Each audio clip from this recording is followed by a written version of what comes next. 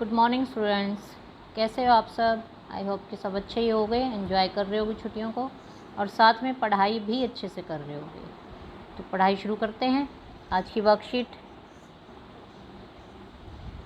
ये इंग्लिश की वर्कशीट है, वर्कशीट नंबर 8। इससे पहले कि मैं करवा चुकी हूँ आपको, और वो सभी जो है आपकी नोटबुक में लिख के आपको याद भी करनी है साथ में। ठीक है, तो स्टार्ट करते हैं। यहाँ पर कुछ आपको पिक्चर दिखाई दे रही हैं। ऊपर क्वेश्चन रीड करते हैं पहले। Look at the picture and filling the blanks with suitable preposition. On और इन दो प्रपोजिशन दी हुई हैं। प्रपोजिशन मतलब पोजीशन वर्ड। जैसे हिंदी में जो है हम कुछ वर्ड यूज़ करते हैं उस ऑब्जेक्ट की जगह बताने के लिए कि वो कहाँ पर है, तो उसी तरीके से इंग्लिश में भी प्रपोजिशन यूज़ की जाती हैं कि वो नाउन या ऑब्जेक्ट जो है वो किस पोजीशन पे है। तो जैसे फर्स्ट देखते हैं हम, the dog is dash the dog house. जो डॉग है वो डॉग हाउस के अंदर है। कहाँ पर है? अंदर है। तो उसके लिए हम क्या यूज़ करते हैं? किसी चीज़ के अंदर हैं, इन। जैसे आप लोग जब क्लासरूम में आते हो तो आप एंट्री करने से पहले मैम से पूछते हो, मे आई कम इन मैम, तो इन आप बोलते हो, तो रूम के अंदर आने के लिए बोलते हो। तो यहाँ पर भी डॉग जो है वो डॉग हाउस के अंदर है। सेकंड है, the bird is dash the roof. Second picture में देखिए, जो बर्ड है वो रूफ मतलब छत के कहाँ बैठी है? ऊपर बैठी है। तो ऊपर के लिए क्या यूज़ करेंगे हम? ऑन का यूज़ करेंगे। ठीक है, तो यहाँ पर आएगा ऑन। नेक्स्ट है, the duck is swimming dash the pond. जो डक है वो स्विमिंग कर रही है पॉन्ड के अंदर। तो इसके लिए हम क्या यूज़ करेंगे? अंदर अभी मैंने बताया था, अंदर आने के लिए हम यूज़ करते हैं इन। तो इसमें क्या यूज़ करेंगे? इन यूज़ करेंगे। नेक्स्ट है, the frog is hiding dash the stones. Frog जो है लास्ट पिक्चर में देखिए, यानी कि मेंढक, स्टोन्स यानी पत्थर के अंदर क्या है? छुपा हुआ है। हाइडिंग होता है छुपना, तो उसके अंदर छुपा हुआ है। तो उसके लिए भी हम क्या यूज़ करेंगे? इन यूज़ करेंगे। तो ये चारों प्रपोजिशन आपको क्लियर होंगी। अब इसी से रिलेटेड जो है नेक्स्ट इसी में है क्वेश्चन, वो देख लेते हैं। वर्कशीट 8 का ही है ये भी। Look at the pictures, filling the blanks with correct preposition from the box. यहाँ ऊपर जो है एक बॉक्स में कुछ हेल्प करने के लिए आपके वर्ड्स दिए हुए हैं, एट, ऑन, इन, बिहाइंड और अंडर। तो आपको क्या करना है? इनको नीचे जो फिलअप्स दिए हुए हैं इनकी इस बॉक्स की हेल्प से, इन वर्ड्स की हेल्प से जो है उनको फिल करना है। फर्स्ट पिक्चर देखिए और फर्स्ट फिलअप को देखते हैं। The cat is dash the table. जो कैट है वो टेबल के नीचे बैठी है, अंदर बैठी है। तो क्या लिखेंगे इसको? अंडर। क्या होगा? अंडर लिखना है इसको। ठीक है, क्लियर है?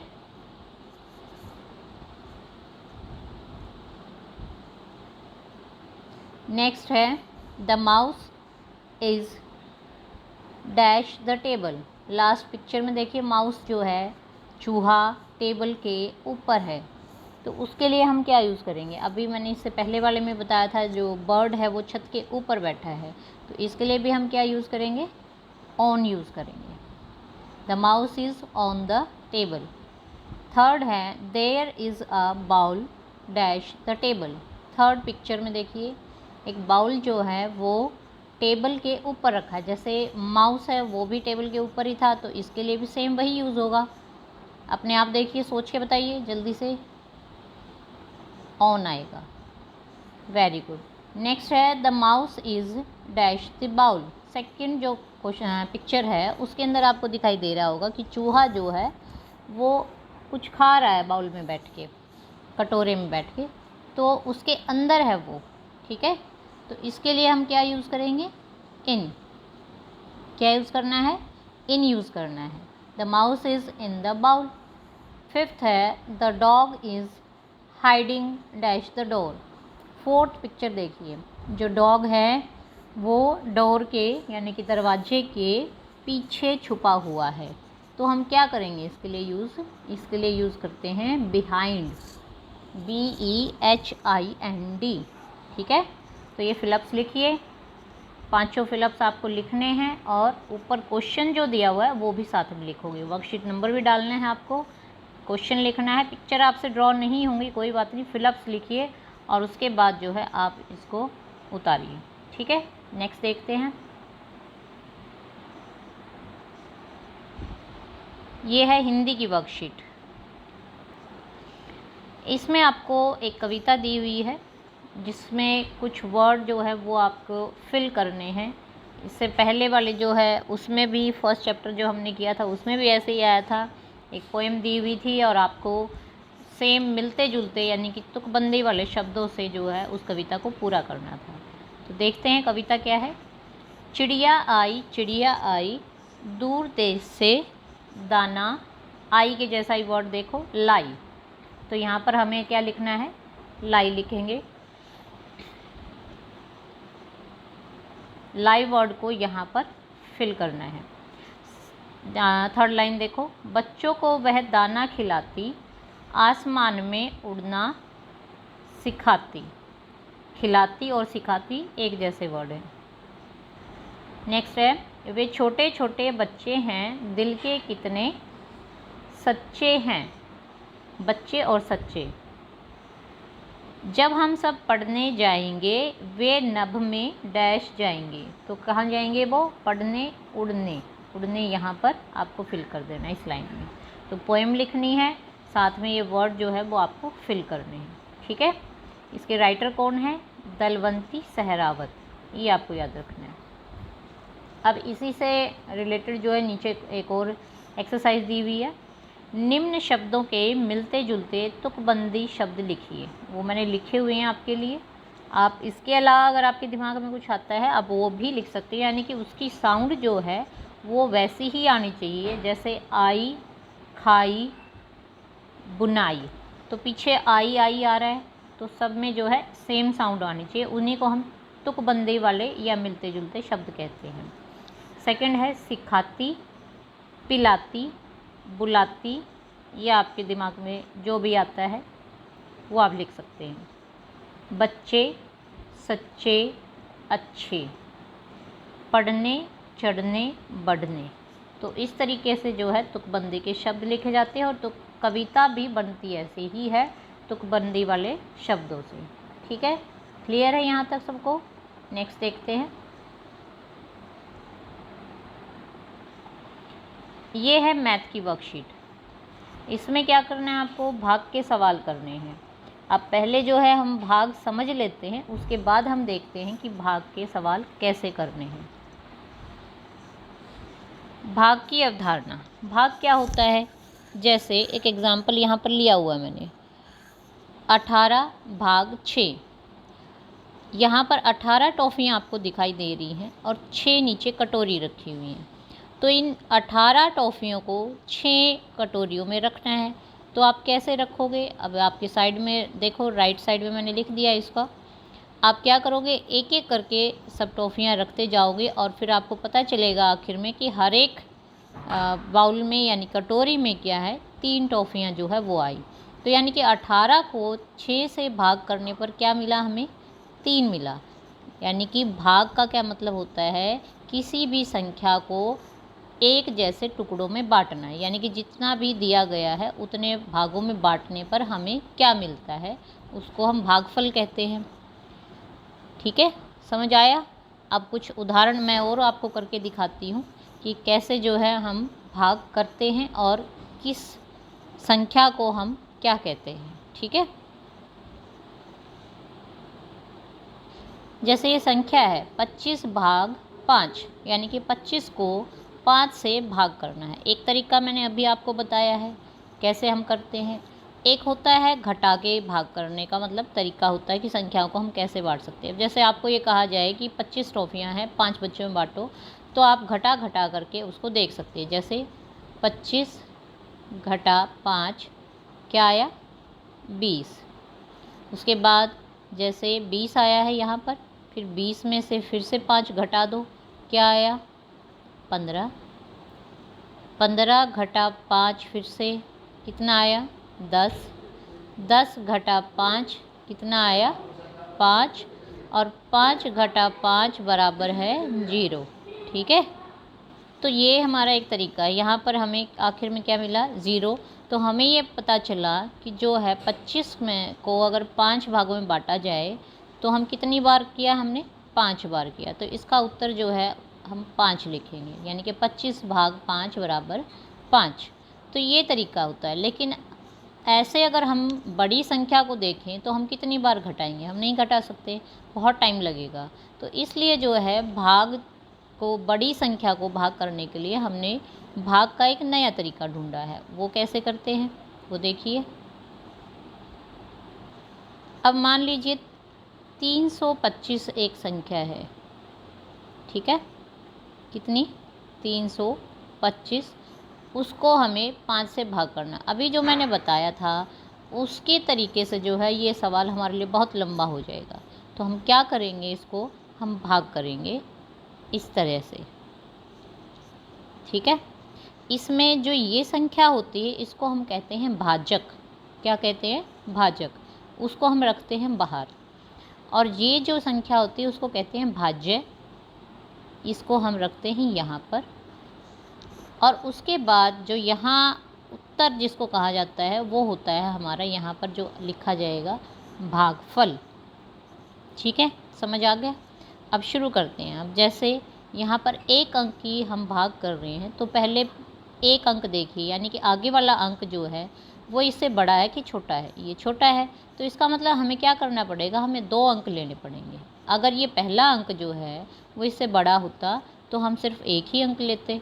अब क्योंकि ये छोटा है तो हमें क्या करना पड़ेगा, 2 अंक लेने पड़ेंगे। तो अब 2 अंक जो है यानी कि 32 हो गए हैं, 30 2 32। अब 5 के पहाड़े में ठीक 32 से जो छोटी संख्या है वो हमें ढूंढनी है। तो जैसे 5 छिक्का 30 होता है। अगर आपको ऐसे नहीं आ रहा तो आप सीधा सा 5 का पहाड़ा लिख लीजिए और उसके बाद उसमें ढूंढ लीजिए कि कहाँ पर जो है 32 से ठीक छोटी संख्या आ रही है। अब जैसे मैंने यहाँ पहाड़ा लिखा है, आप अपनी कॉपी में लिखिए। अब 35 तो 32 से बड़ी होगी, तो ठीक उससे छोटी कौन सी संख्या आ रही है, 30। और कितने पे आ रही है, 6 पे आ रही है। जैसे 5 एकम 5, 5 दूनी 10, 5 दिए 15, 5 चौका 20, 5 5 25 और 5 छिक्का 30। तो ये 6 जो है वो यहाँ पर लिखा जाएगा और यहाँ पर जो है वो हम लिख देंगे 30। ठीक है, तो यहाँ पर आप क्या लिखोगे 30, और उसमें से ऊपर वाली संख्या में से नीचे वाली संख्या को हम घटा देंगे। तो यहाँ पर 2 में से 0 गया 2 और 3 में से 3 गया, वो 0 ही रहेगा। अब उसके बाद जो संख्या बच गई है, एक ही संख्या को हम एक बार में उतारेंगे। ये यहाँ पर हमने नीचे उतारनी है। तो यहाँ अब अंक क्या बन गए, हमारी संख्या 25 बन गई है। अब 5 के पहाड़े में 25 तो आता है, ठीक है। 5 के पहाड़े में हमें ये ध्यान रखना चाहिए कि आखिरी जो अंक होता है अगर वो 5 और 0 हो तो वो 5 पे जाएगा, यानी कि पूरा घटा हो जाएगा। अब 5 के पहाड़े में 25 कितने पे आता है, 5 पे आएगा। 5 5 25, तो 5 यहाँ लिखिए भागफल में और 25 को यहाँ लिख दीजिए। और उसके बाद हमने अभी क्या किया था, ऊपर घटाया था। तो 25 में से अगर हम 25 घटाएंगे तो क्या आएगा, 0 शेष। और इसको कहा जाता है शेषफल। क्या कहा जाएगा, शेषफल। ठीक है, समझ आ गया। ये हमारा होता है शेषफल, ये हमारा होता है भागफल। क्लियर है। तो ये हमारा तरीका होता है भाग करने का। तो आई होप कि भाग करना जो है वो एक अंक से तो कम से कम सबको आ ही गया होगा कि हम एक अंक से जो है भाग कैसे करते हैं। ऐसे ही आप 2 अंक वाले, यानी कि 2 जो पहाड़े होते हैं 10 11 12, ये 2 अंक वाले पहाड़े हैं, आप उनसे भी ऐसे ही भाग कर सकते हो। बस थोड़ा सा आपको जो ध्यान रखना है वो है कि ठीक उससे छोटी वाली संख्या लेनी है। और एक और बात जो ध्यान रखनी है कि नीचे जो शेष बचता है वो कभी भी हमारे भाजक से बड़ा नहीं होना चाहिए, क्योंकि अगर ऐसा है तो आपने बीच में कहीं ना कहीं गलती कर दी है। आपको एक बार फिर से उसको चेक करना चाहिए कि हमने क्या गलती की है। ठीक है, क्लियर है सबको। अब देखते हैं हमने कि वर्कशीट में सवाल क्या दिए हुए हैं। अब देखते हैं सवाल, देखिए। सही मिलान करें, इसमें क्या है, सबसे ऊपर दिया हुआ है 56 के बटे में 7 दे रखा, तो इसका मतलब है यहाँ पर जो ये कै है, इसका मतलब है कि 56 को 7 से भाग करो। तो इसका मतलब 7 के पहाड़े में 56 कितने पे आएगा? 7 का पहाड़ा पढ़ के देखो, 7 एकम 7, 7 दूनी 14, 7 तिया 21, 7 चौक 28, 7 पंजे 35, 7 छिक 42, 7 उस्ते 49, 7 अट्ठू 56। तो 8 पे हमारा 56 आ गया, यानी कि आप भाग करके देख लो, आपका उत्तर जो आएगा उसके साथ आपको मिलान करना है। तो मैं सीधा सीधा करके आपको बता रही हूँ कि 7 के पहाड़े में 56 कितने पे आएगा उसके साथ मिला दिया, ये हमारा 8 पे आया। तो हमने यानी कि भागफल के साथ आपको मिलान करना है, ये संख्या है कि किसको भाग करना है, और ये हमारे इधर जो लिखे हुए हैं ये भागफल है। ठीक है, क्लियर है। अब जैसे अगला देखते हैं, ख भाग 72 बटे 8, यानी कि 72 को 8 से भाग देने पर क्या आएगा, क्या हमारा भागफल रहेगा। तो 8 के पहाड़े में 72 कितने पे आता है, 8 नी 72, तो इसको इससे मिलान कीजिए। उसके बाद 42 बटा 6, यानी कि 42 को 6 से भाग करने पर भागफल क्या आया, 6 सत्ते 42, तो 7 से हम इसको मिला देंगे ऐसे। ठीक है, अब उसके बाद घ भाग देखते हैं, 20 बटा 4, यानी कि 20 को 4 से भाग करना और भागफल क्या आएगा, 4 पंजे 20, 4 के पहाड़े में 20 कितने पे आ रहा है, 5 पे आ रहा है। ठीक है, अब देखिए मैंने एक तरीका आपको बताया था घटा करने का, घटा करके जो हम भाग करते हैं, 42 भाग 6, ये घटा कर रखी है। 42 को 6, 42 में 6 गए कितने बचेंगे, 36। ठीक है, 36 बच गए। अब फिर से क्या करना है, 42 में से 36 में से फिर से क्या करना है, घटा 6 करना है। तो क्या आ जाएगा, 36 में से 6 गया तो 30, फिर से घटा 6 करना है, 30 में से 6 गया कितना आ जाएगा, 24, 24 में से फिर 6 घटाना है, कितना आ जाएगा। तो इस तरीके से जो है आपको भाग करते जाना है, एक एक यहाँ पर लिखते जाना है, जब तक आपका शेष फल जो है 0 नहीं आ जाएगा। तो ये 7 बार होगा। अब भागफल क्या आएगा, इसमें हमारा 7 आएगा, और शेष फल क्या आएगा, यानी कि नीचे शेष क्या बचेगी, 0 बचेगी। तो यहाँ पर 24 के आगे भी आपको घटाना है इसको, जैसे 24 में से 6 घटाओगे तो क्या बचेगा, 18, 18 में से 6 फिर घटाओगे तो क्या बचेगा, 12, 12 में से फिर 6 घटाना है आपको 6, और 6 में से फिर 6 घटाना है, तो शेषफल 0। इस तरीके से जो है आपको पूरा करना है, ये प्रोसीजर जो है ये कंप्लीट करना है अपनी नोटबुक में, और तब ये भागफल और शेषफल आपको लिखना है। तो ये भाग है, आपको ये समझ में आ गया होगा, बहुत छोटा सा है, 1 अंक का भाग है ये। आप इसको बार बार प्रैक्टिस कीजिए, आपको भाग करना ज़रूर आ जाएगा। अब आगे देखते हैं हमारी वर्कशीट जो है कौन सी है। ये है EVS यानी कि परिवेश अध्ययन की वर्कशीट, पार्ट 2 चल रहा है हमारा, यानी जो हमारे खेलों के बारे में जो है वो पार्ट चल रहा है। इसी में अब ये कार्यपत्रक 2 वर्कशीट 2 है। इससे पहले वाली सेम थी उसमें, और इसमें कुछ ज़्यादा डिफरेंस नहीं है। उसमें भी आपको उल्टा करके दे रखे थे वर्ड्स जो है, और उसमें आपको खेल ढूंढने थे। यहाँ पर आपको एक पहेली दी हुई है, उसमें आपको क्या करना है, खेलों के नाम ढूंढने हैं, और यहाँ जो दिया हुआ है स्थान आगे, यहाँ पर आपको उनको स्थान में लिखना है। ठीक है, तो ऐसे ही बॉक्स बना लीजिए अपनी कॉपी में, और एक एक करके हम ढूंढना शुरू करते हैं। कुछ मैं ढूंढती हूँ, उसके बाद कुछ आपके लिए भी छोड़ूंगी कि आप भी ढूंढने की कोशिश करो। जैसे एक मैंने ढूंढ लिया पोलो, तो यहाँ पर जो है फर्स्ट उसमें मैंने लिख दिया पोलो। अब जैसे एक और मुझे दिखाई दे रहा है यहाँ पर कबड्डी, तो सेकंड वाले में आप कबड्डी लिख लीजिए।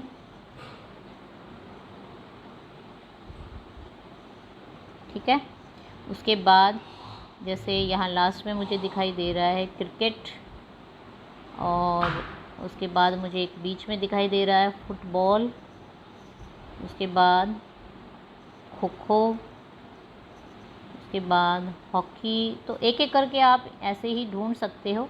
जैसे लास्ट में मुझे दिखाई दे रहा है यहाँ पर बैडमिंटन, आपको और भी दिखाई देंगे, आप उनको ढूंढिए। और उसके बाद जो है यहाँ एक एक करके जितने गेम्स के नाम आपको दिखाई दे रहे हैं यहाँ पर खेलोगे ना, वो इन स्थानों में लिखने हैं। तो लगभग 10 जो है आपको इसमें मिल जाएंगे, आप ढूंढो और लिखो, ठीक है।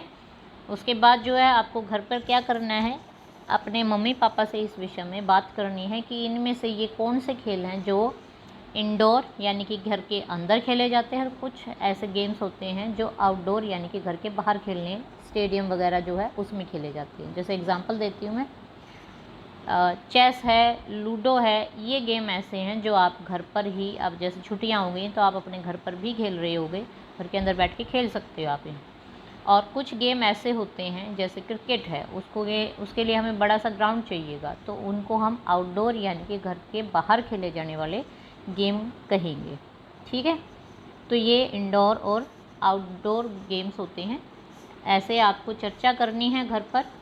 आपको चर्चा करने के लिए मैंने आपको और भी कुछ काम दिया था, याद होगा आपको, कि आपको इन छुट्टियों में क्या करना है। अभी अगली वर्कशीट उसी के बारे में, ठीक है, देखते हैं।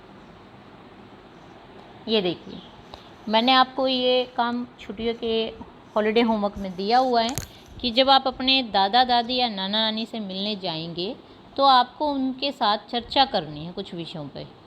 जैसे आपको उनसे ये पूछना है, अब यहाँ पर चर्चा के आपने उस टाइम भी मेरे से पूछा था मैडम क्या पूछना, तो खेलों के बारे में उनसे जानकारी लेनी है आपको कि उनके टाइम में जब वो बच्चे थे और जब आज आप बच्चे हो, तो उनके टाइम में जो खेले जाते थे खेल और अब जो खेले जाते हैं खेल, उनमें क्या अंतर है, वो किस तरह के खेल खेलते थे, ठीक है। तो ये यहाँ पर कुछ पॉइंट्स दिए हुए हैं, आपको देखना है। जैसे मैं पहले वाला पढ़ देती हूँ।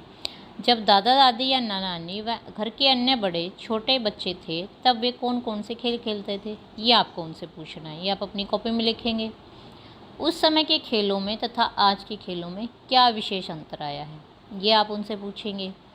क्या आस पड़ोस के बच्चे मिलकर खेलते थे, मतलब क्या वो गली मोहल्ले में जैसे आप भी खेलते होगे और आपके पड़ोस के बच्चे होंगे तो उनके साथ मिलके आप जो है गेम खेलते हो, तो आप उनसे पूछोगे कि वो किन के साथ मिलके खेल खेलते थे। 4th पॉइंट है, कौन से ऐसे खेल थे जिन्हें लड़के व लड़कियां मिलकर खेलते थे। नेक्स्ट है, क्या गांव, मोहल्ले, स्कूल आदि में वे किसी प्रकार की खेल प्रतियोगिता अथवा मैच में हिस्सा लेते थे, ये आप उनसे पूछोगे। यदि खेल में कोई विवाद हो जाता यानी कि लड़ाई झगड़ा हो जाता तो उसको कैसे सुलझाया जाता था, या कौन उनको सुलझाते थे, कि बड़ा कोई था, घर का बड़ा होता था वो सुलझाता था, या मैच में ही कोई और ऐसे रेफरी वगैरह जैसे होते हैं आजकल, वैसे किसी को रखा जाता था कि वो मैच का जो विवाद है उसको कौन सुलझाएगा।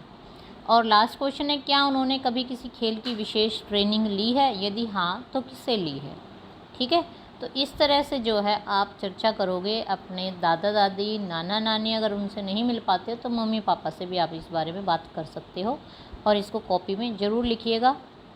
बड़ा मज़ा आएगा आपको, इसके बारे में आप बात करके देखिए। बड़े अपने वो टाइम की जो बातें बताएंगे वो आपके लिए बड़ा इंटरेस्टिंग सी रहेंगी। तो आई होप यहाँ तक ये वर्कशीट जो है चारों क्लियर होंगी आपको। अब जो सबसे इम्पॉर्टेंट बात है कि सब्सक्राइब कीजिए ताकि आपको जो वीडियो है नेक्स्ट आती जा रही हैं उनका पता चल जाए और आप उसको देख के नोट कर पाए, ठीक है। गुड बाय बच्चों।